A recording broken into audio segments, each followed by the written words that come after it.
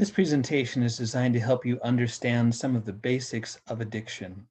This information is helpful, both to help you understand what might be going on with your son or daughter as they're working through the process of recovery, and also to understand what recovery actually looks like, helping you and them develop realistic expectations of recovery is vital for knowing the right moves that you can make to help them along the way. So our objectives for this particular presentation are first for you to be able to describe how addictions form. Then from there, we're going to discuss the physical, neurological nature of addiction and talk a little bit about what this means as far as what recovery actually looks like. This won't be an exhaustive overview of both addiction and recovery, but it should be enough to help you to begin to get a basic understanding of both concepts. One thing to keep in mind is that everyone is vulnerable to addictions, and anyone can form them under the right circumstances. There are some areas of shared vulnerability that we all have that when we engage in certain dynamics, it opens up our potential for developing an addiction. Things like not using good emotional coping skills or lacking meaningful connection with other people, neglecting relationships, or having only superficial relationships, having impact on our self-esteem, or a lack of competence and confidence, a lack of feeling like we're being successful or being able to do the things that our life is requiring of us. These things would make anyone more susceptible to developing an addiction. But there are also individualized factors that can increase the risk of us developing addictions. Things like our genes and whether there's addiction in our past or other combinations of our genes that make us more likely to have addictions. Also, things like having different processing or learning struggles.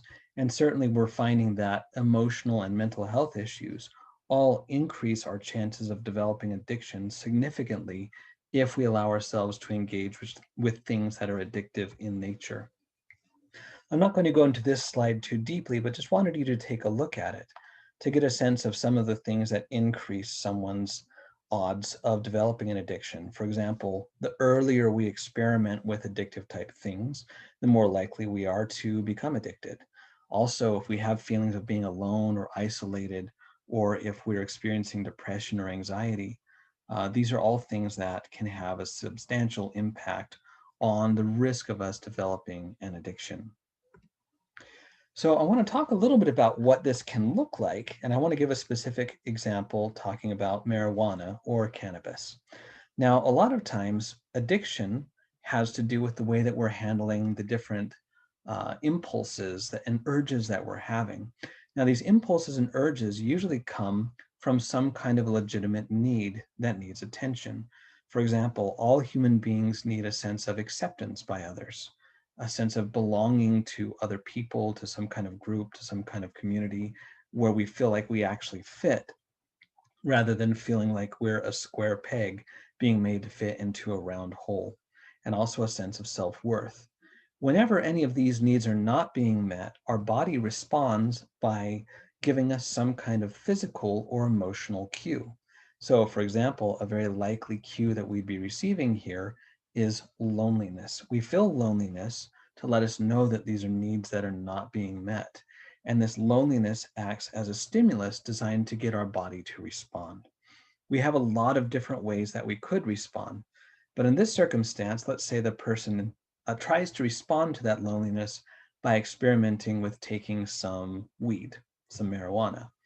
And one of the things that they're going to find is that by doing that, there's this immediate change in their emotional state and their physiological state. So they immediately no longer feel lonely, even if they're not necessarily interacting with someone else. And that is heavily reinforcing, saying, hey, that stimulus that was designed to get me to act on in some way to try to fulfill that need, that stimulus has felt resolved by the action that I've just taken. And a lot of times there are also secondary gains that come from using. So for example, when I use weed, other things, other sensory experiences are enhanced. Music sounds more interesting. Food tastes better. A lot of other things suddenly are much more interesting. And that is more powerful stimulus than the loneliness that I was feeling before. Along with that, a lot of times I might start smoking with other people, and that becomes a way to have social currency, to gain favor with other people. And so in some ways that feels like, wow, not only am I not feeling what I was feeling before, but this has become a bridge that I'm using to do what feels like connecting with other people. And it also offers the possibility of potentially an identity as a stoner, as a blazer, as someone who's chill and always willing to go along with what the other friends want to do when it comes to smoking or whatever it may be. And so one of the big problems with these secondary gains is they often very much feel like they are a solution for those legitimate needs. Now, there's a lot of problems with them, and we could talk a long time about why they're not actually a solution to those legitimate needs. But what the person who is using weed experiences is that they are.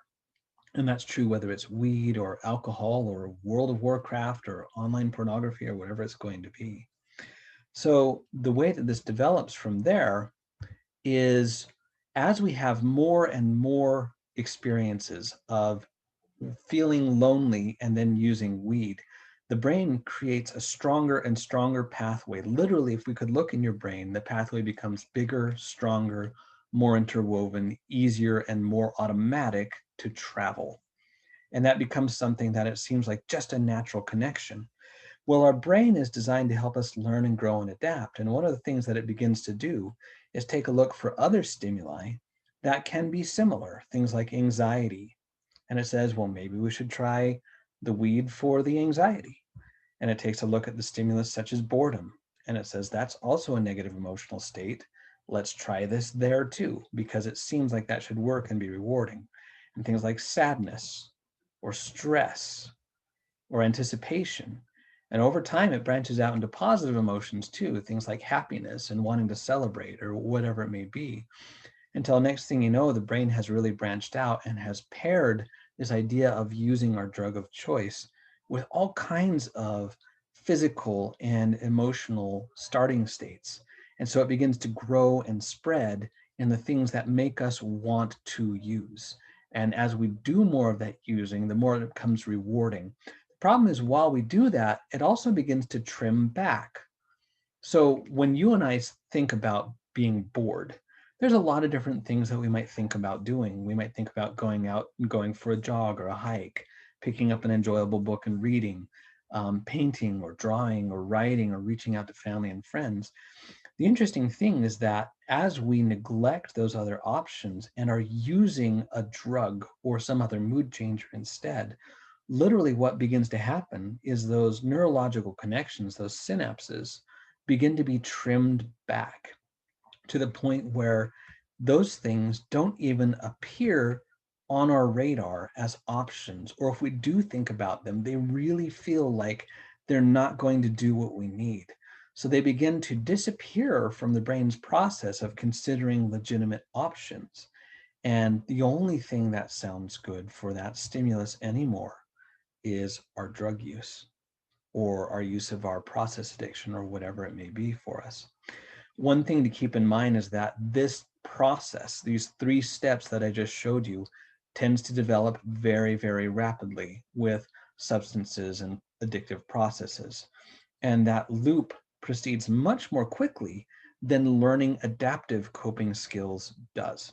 And there are ways that that loop can be made to happen even faster. For example, the more often we use our mood changing substance or activity, our escalation to more powerful mood changers. So maybe we've been smoking weed and now we're beginning to take some other things like amphetamines or whatever else it might be. We start mixing alcohol in there. We start throwing uh, other things in there like benzodiazepines or whatever it may be. And so as we do things that are stronger and also as we have more different drugs or mood changers that we're using at the same time or in concert with each other, there's also other connections with other reinforcers. So for example, if I'm doing this and I'm using this as a way to connect with other people and it gets me social acceptance that I felt like I didn't have otherwise, that takes that loop and makes it proceed even faster. And also the speed at which we begin to lose our involvement in other healthier coping mechanisms, that accelerates things as well. And so this begins slowly that it picks up speed quickly, and it's not long before the increase in its velocity is exponential. So one of the things to keep in mind is that addictions develop quickly, much more quickly than recovery from addictions can develop. It's also important to recognize that our addiction is not so much about the external chemical, but it's about our internal state. A lot of people are thinking, hey, if I'm smoking weed, or if I'm taking crack, or whatever it may be, that my addiction is about that external chemical inside my body. And therefore, getting rid of my addiction is a matter of getting that external chemical outside of my body. Now, while it is true that addictions are triggered by external factors, they're not the things themselves that we're addicted to. So addictions can be things like drug use, or gambling, or pornography, or gaming, or social media. And a lot of these have nothing to do with chemicals that we're putting in our body. But the one thing that they all have in common is the internal neurochemical response that they inspire from our body. So the release of dopamine and serotonin and norepinephrine. It's this internal body response of neurotransmitter release that we are addicted to. And so just getting the external chemical out of us does not resolve the addiction, because the addiction has always been inside of us. That's what it is. And learning to readjust that, heal that, that is what recovery looks like. And it's a much more complicated matter than simply sobriety. So one of the things to keep in mind is that as we continue to use substances or these processes, there's a growing gap. The body becomes more and more accustomed to whatever amount we're taking, and it develops tolerance. And we need to take larger and larger amounts in longer and longer doses in order to have the same kind of effect that we were having before. And we also begin to find that there's a bigger gap from before. We might have started off feeling this way before we use, and we use and it brings us up here. But that baseline begins to sink as well. So we no longer just feel so. If we were feeling 5 out of 10, now our baseline is 4 out of 10. And it sinks down to 3 out of 10 or 2 out of 10 over time and keeps on going lower and lower. So keep in mind, this is an actual physical change that is going on inside our brain. It's not just a mental or emotional thing. In some ways, you have to think about what we're doing to our brains with our addictive substances as a form of brain damage, honestly, that needs to be healed and rebuilt and reconstructed. The problem is, as people go along this route, they begin chasing the dragon, so to speak. The idea is that as I am feeling lower and lower, and as I need more and more to feel higher and higher, that's exactly what we do. We seek for more, and then we begin to feel like we need to use our substances or an addiction to even feel normal. The idea of trying to talk in a social situation without a drink is just unbearable. The idea of going out into public and having to wait in a line without checking our phone is unbearable. The idea of going to a party and talking to people without being high on weed just sounds like it's not only not going to be fun, but that it's going to be terrible. One of the things that's going on is that our brain is not used to such a large release of those neurochemicals like dopamine. And so what it does is it starts building more and more receptors to try to balance that out. What that means is that the gap between what our body can produce naturally and the number of receptors we have to feel grows more and more. We're digging an emotional hole for ourselves by trying to use the drugs to feel good. And this is what I've often called the pit. And eventually you find yourselves down in the pit where you're just less capable of feeling good without using your drug of choice. And other healthy things just pale in comparison and don't even sound interesting. And even when you do try them, they don't feel good. And you feel like, well, that is terrible. Why would I continue to do that? The idea of sobriety, the idea of recovery feels like a nightmare. I don't want to try that. And so we get all kinds of dependence, just relying on this to even feel normal, whether it's physically or emotionally or socially or whatever it may be. And in the absence of it, we feel depressed and despondent and distracted and foggy, and just nothing feels good. And one of the things for us to keep in mind is that addictions are embedded in our brains. That's the part of our body that they infiltrate and take over. So when you're dealing with an addiction, all of your mental capacity is hijacked by that addictive structure in your brain to try to get you to continue to access your addiction. So the addiction can mess with everything.